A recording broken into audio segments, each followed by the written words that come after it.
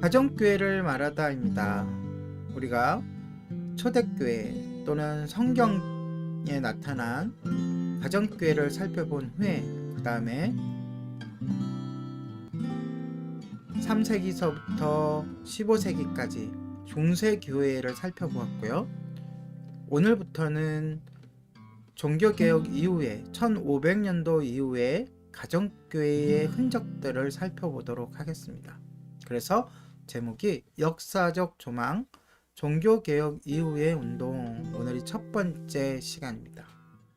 오늘은 두 인물을 소개할 텐데요.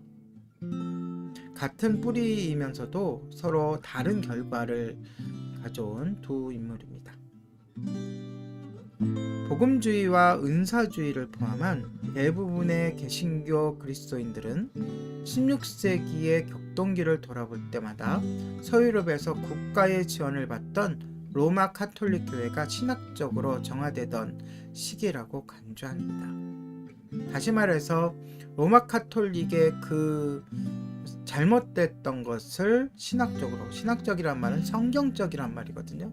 성경적으로 정화시킨 결과물이 곧 개신교라는 뜻이죠. 교회사는 이 시기를 바로 종교개혁이라고 부릅니다.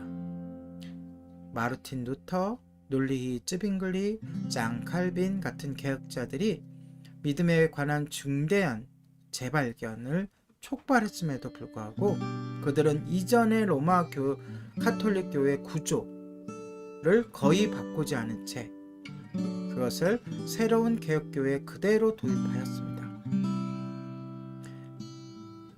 그러나 이 정도면 변화가 충분하다고 모두가 만족한 것은 아니었죠. 반대의 기치를 내건 이들은 급진적인 종교개혁자들로서 교회의 형태와 역할에 대해 보다 근본적으로 돌아가야 한다고 외쳤습니다.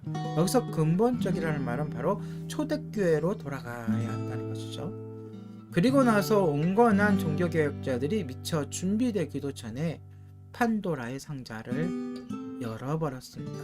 그래서 당시의 극심한 혼란과 또 반대와 또 같은 개신교 안에서의 분열이 일어나게 된 거죠. 소위 급진주의자들로 불린 그들은 단순히 사도들의 신학으로만 돌아갈 게 아니라 사도들이 보여주었던 실행으로 돌아감으로써 교회를 병들게 했던 문제의 핵심을 더 깊이 파고 들어가야 한다고 주장했지만 아이러니하게도 이들은 루터와 쯔빙글리 같은 로마 카톨릭과 대립했던 온건한 종교개혁자들로부터 반대와 비판을 받았습니다. 말 그대로 기독교, 개신교 내에 내부적인 분열이 생겼다는 거죠. 자, 그렇다면 오늘 두 인물을 함께 살펴본다고 했는데요. 먼저 마틴 루터에 대해서. 마틴 루터의 생애와 그의 업적은 여러분들이 잘 아시기 때문에 오늘은 말 그대로 가정교회에 대한 입장에서 살펴보도록 하겠습니다. 이 유명한 독일 개혁자는 좀 더 많은 부분에서 개혁이 이루어져야 한다고 생각했습니다. 자, 여기서 생각했다는 것에 유념하시기 바랍니다. 그는 어떻게 생각했느냐? 가정에서 드리는 세 번째 예배, 그러니까 교회에서 드리는 라틴어식 예배가 첫 번째 예배고요. 그 다음에 독일어로 드리는 예배가 두 번째 예배고요. 가정에서 드리는 예배가 세 번째 예배라는 의식이 있었죠. 다시 말해서 예배도 그 차별이 있다는 거예요. 그 마틴 루터의 생각은. 그러니까 세 번째 예배, 그러니까 라틴어, 독일어 다음으로 이 세 번째 예배가 공적 미사를, 다시 말해서 앞에 얘기했던 라틴어 예배와 독일어 예배의 요 미사를 보완할 수 있다고 제안했습니다. 그러니까 가정 예배는 그저 보완제라는 뜻이죠. 이런 모임의 목적은 기도와 성경 읽기, 세례와 성찬, 상호 책임, 그리고 가난한 자들을 위한 헌금, 모금 등이 될 것이었습니다. 하지만 이것은 루터의 생각에 그치고 맙니다. 결국 이러한 생각을 전부 거부하게 되는데요. 그러한 모임이 자기들만 진정한 그리스도인이라고 주장하면서 불화를 일으킬 가능성에 대한 우려 때문에 그는 그러한 생각을 접습니다. 더욱이 그는 자신의 생각에 관심을 보이는 다른 사람들을 찾을 수 있다고 믿지 못했습니다. 다시 말해 여태까지 종교개혁을 해오면서 너무 외롭게 싸우고 너무 힘들게 싸웠잖아요. 그래서 또 다른 종교개혁 안에 또 다른 개혁을 하기 위해서는 동의하는 동료들이 많아야 되는데 그렇게 없을 것이다 라고 생각하고 이런 생각들을 접었다는 거죠. 그리고 나아가서 심지어 나중에는 이렇게 가족 모임을 지지하는 사람들을 위험한 반대론자라고 규정하고 이들을 조롱하기까지 하고 심지어 박해하기까지 이르렀습니다.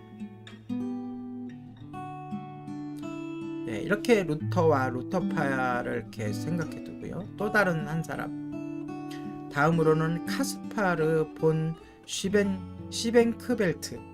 시벤크벨트라고도 읽기도 하고 이응자로 시벤크벨트라고 읽기도 하고요.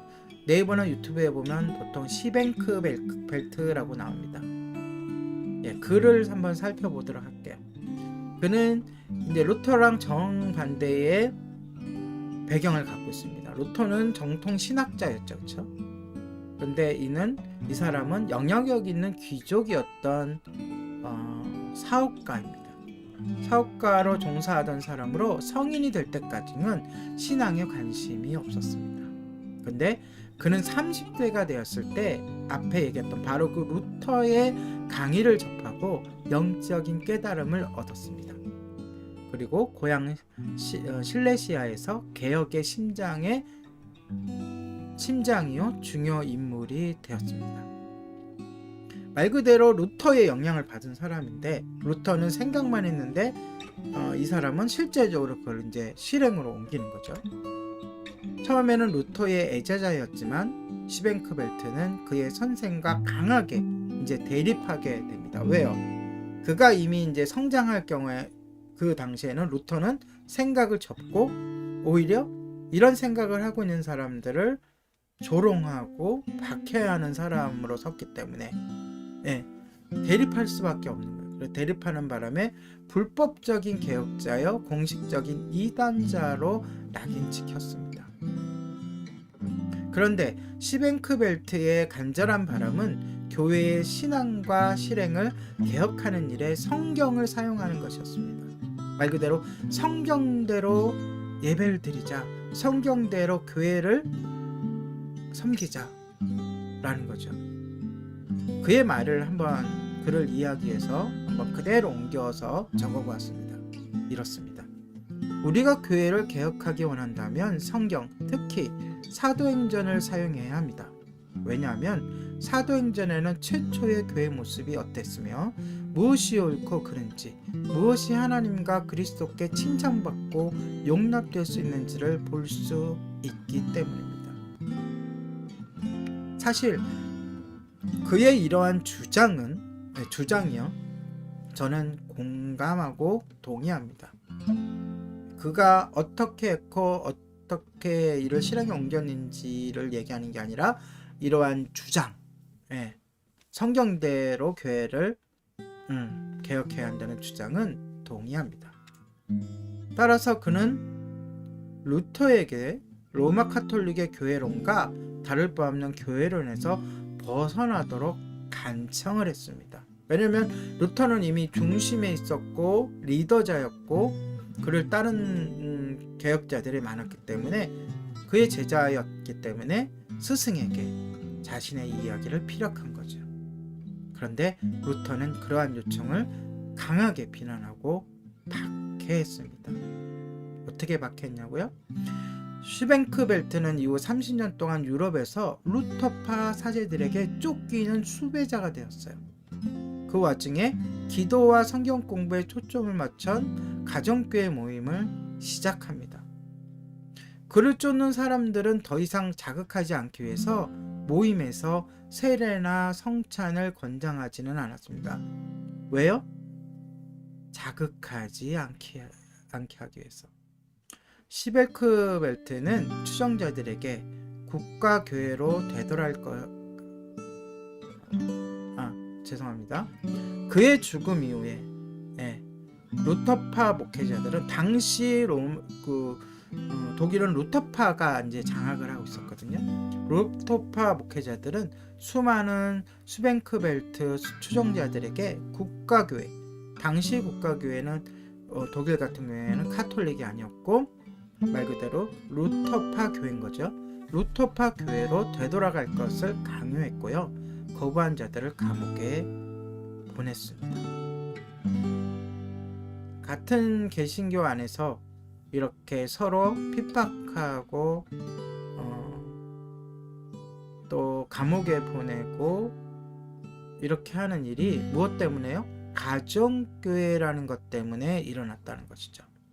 이 둘 외에도 종교개혁 이후에 가정교회 운동을 생각하고 또 펼치려 했던 많은 인물들이 있습니다. 그 인물들은 오늘 일주일 내내 한 사람 한 사람 살펴보기로 해서 그들의 장점, 그들의 단점, 잘못된 것과 잘한 것들을 살펴보면서 우리가 도움을 받았으면 좋겠습니다.